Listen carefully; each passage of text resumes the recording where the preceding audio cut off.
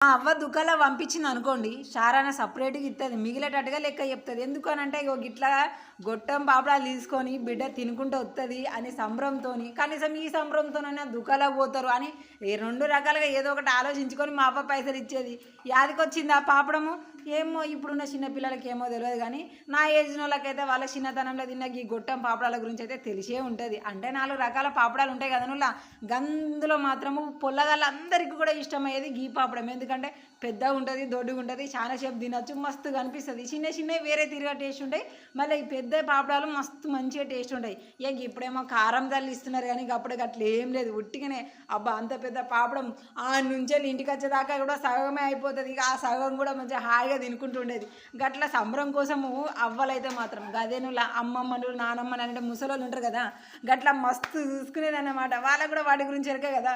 ఈ తింటూ ఇవన్నీ గుర్తు చేసుకుంటూ ఉండే లోపు నాకు కూరను కూడా మర్చిపోయినా నేను. పాపం అంటకపోయిందో ఏమో అనుకున్నా కానీ ఇంకా ఏం కాలే. అవి గట్లుంటాయి మన చిన్ననాటి జ్ఞాపకాలు.